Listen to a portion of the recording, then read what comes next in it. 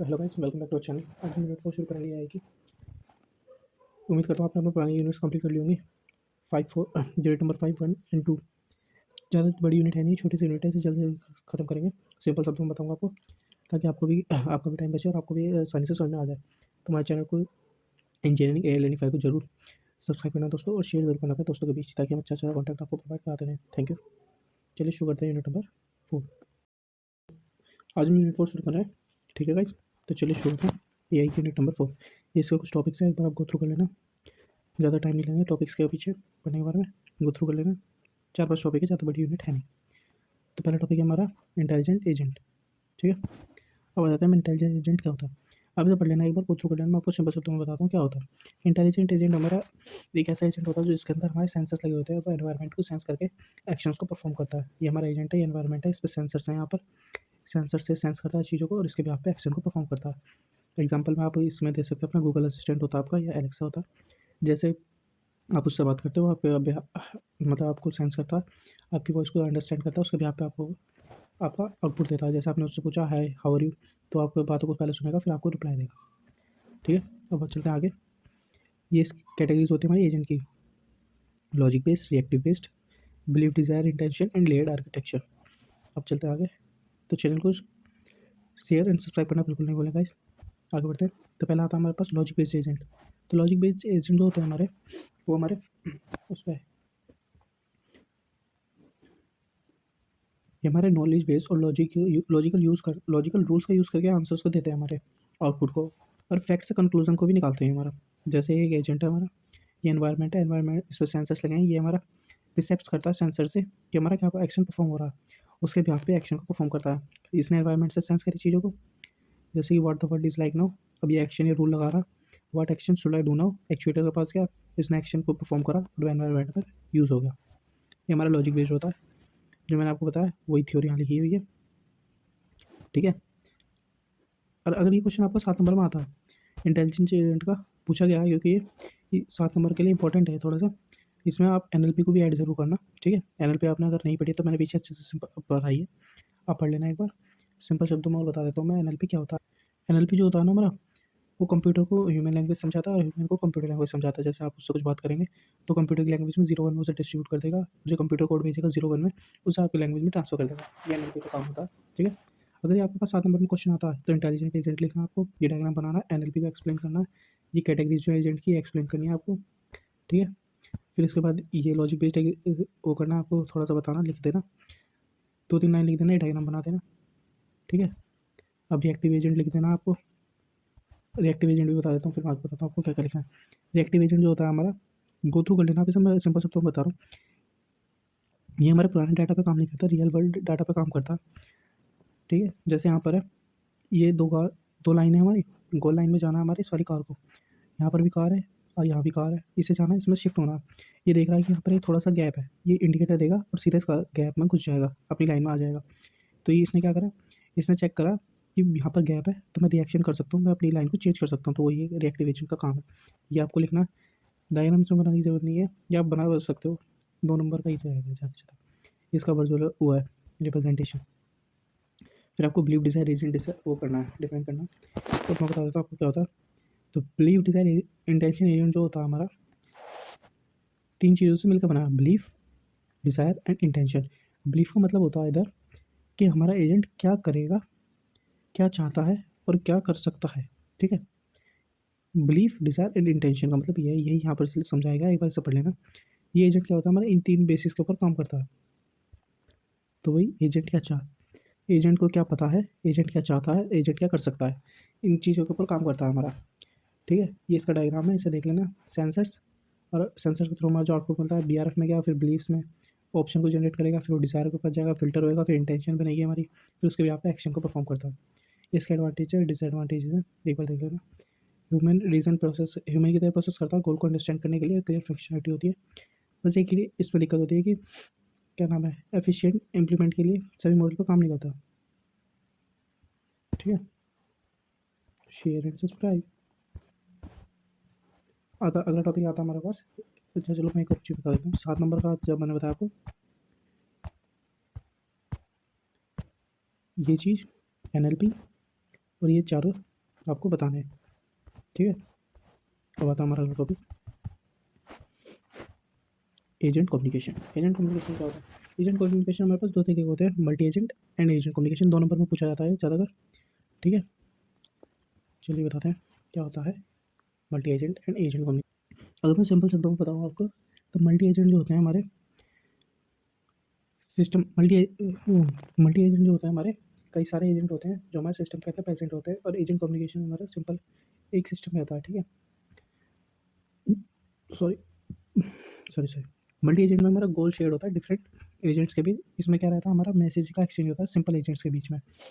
जो multi agent का example आप ट्रैफिक वो ले सकते हैं। ट्रैफिक का जो सिस्टम होता है हमारा, कई सारे वो रहता है ना इसमें। अरे यार, चलो कोई बात नहीं। और इसमें एजेंट कम्युनिकेशन में हम एग्जांपल दे देते हैं इसका, चैट बॉक्स, जो चैट करते हैं हम एक दूसरे से वो, ठीक है। मल्टीपल एजेंट्स में होते हैं हमारे मैनी एजेंट्स, और एजेंट कम्युनिकेशन में होता है कैसे वो बात करते हैं। अब इसे गो थ्रू कर लेते हैं एक बार, क्या क्या लिखा है मैंने। While acting in real world, an agent may not be always in single tone mode.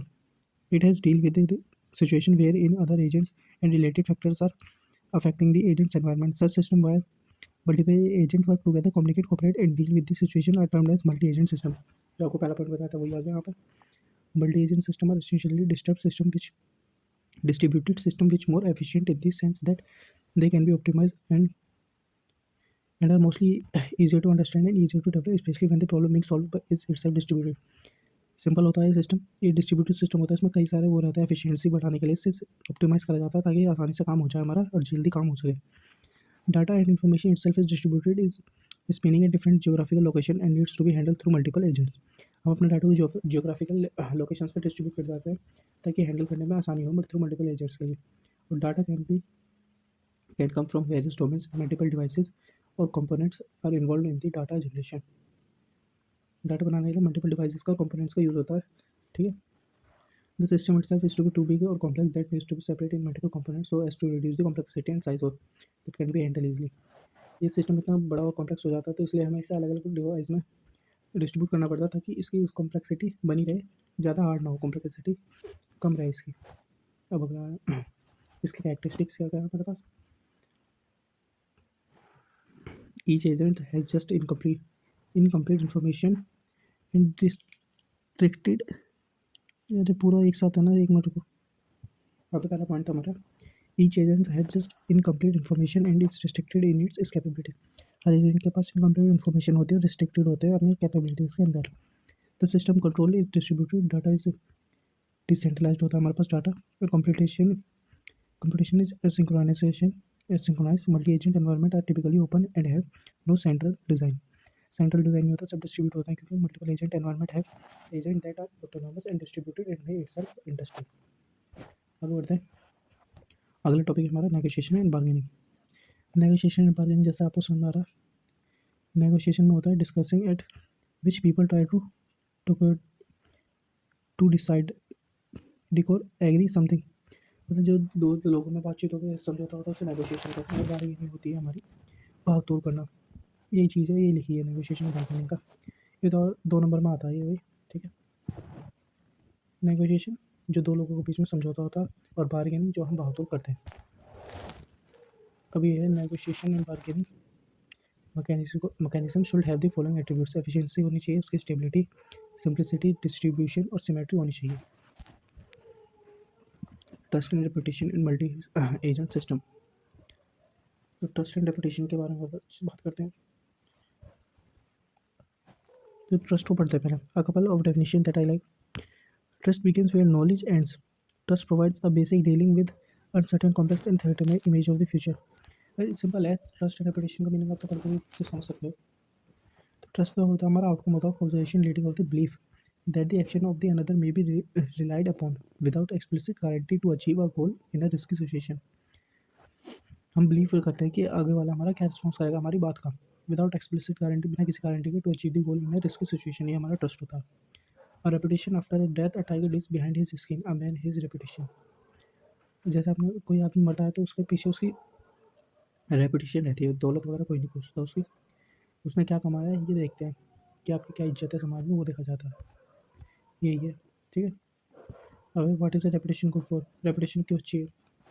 Reputation is one of the element that allow us to build trust. ये तो आपको पता है, जितनी अच्छी रेपुटेशन होगी आपका उतनी जल्दी आप ट्रस्ट कर पाओगे। Reputation one of the element that allow to us to build trust. ये आपको बताइए, रेपुटेशन के बारे में बताया मैंने आपको। Reputation has a social dimensions. It is not only useful for the individual but also for the society as a mechanism for the social order. Trust and reputation multi agent में कैसे काम करता है? TMS is designed to ensure the integrity of the agent's knowledge, which should be stable, well-founded, and logically consistent. In multi-agent, a group of the agent can form a small society in which they play different kinds of roles. The group defines the rules, and the rules define the community associated with them. तो ये multi agent में क्या काम है? Agents को छोटे छोटे groups में डिवाइड करके सोसाइटी बना देते हैं जो अलग अलग रोल प्ले करते हैं, और हर रूल हर कम्युनिटी को डिफाइन एसोसिएट किया जाता है बस। When an agent joins a group, he joins in one or more roles and acquires the commitments of the role। ठीक है, इसके साथ आपकी यूनिट खत्म हुई है। तो चैनल को सब्सक्राइब एंड शेयर भी करना गाइस, ज़्यादा सिंपल शब्दों में आपको सारी चीज़ बता दी है, एक बार गो थ्रू कर लेना। 7 नंबर में क्वेश्चन आते हैं। फिर ट्रस्ट एंड रेपुटेशन का आपको 2 नंबर में पूछ सकता है, अगर पूछा तो उससे बस यही है। इसमें से एक ही क्वेश्चन इंपॉर्टेंट था इसका, यही आएगा। अगर इससे पूछा जाता है इसमें से तो NLP का पूछा जाएगा। NLP में आपको पहले पिछली यूनिट में पढ़ा चुका हूँ, तो NLP को आप एक बार गो थ्रू जरूर कर लेना, ठीक है। तो इसी के साथ आपकी यूनिट खत्म हुई। हैप्पी एंडिंग, ठीक है। जल्द अच्छे से शेयर करना दोस्तों, अपने अच्छे से पढ़ाई करना आप लोग, और चैनल को सब्सक्राइब जरूर करके जाना, और ज़्यादा से ज़्यादा शेयर करना ताकि हम अच्छा से अच्छा कंटेंट आपको लाते रहें, ठीक है। तो मिलते हैं आपको जल्दी ही नई वीडियो के साथ। Thank you so much.